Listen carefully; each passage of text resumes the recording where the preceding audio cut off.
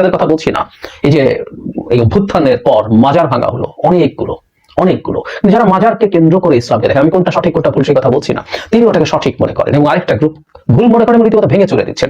So আমরা যখনই একটা আইডেন্টিটি আনি, ওটার মধ্যেই নানান রকম বিভেদ আবার তৈরি হয়, এটাই সংকটের জায়গা। যাই হোক, আমরা এখন এই মুহূর্তে এটা দেখতে পাচ্ছি এবং বাংলাদেশে এক ধরনের সফট টু টাফ ইসলামিস্ট আইডেন্টিটির মানুষজন একত্র হচ্ছেন, অ্যাপারেন্টলি এটা দেখা যাচ্ছে, এবং বিএনপি তার কাউন্টার ফোর্স হিসাবে দাঁড়াচ্ছে। আমরা সাম্প্রতিক সময়ে জামায়াত এবং বিএনপির যে ফাইট দেখছি, ইডিওলজিক্যাল ফাইট, সেটা ওদেরকে সেই আভাস দিচ্ছে।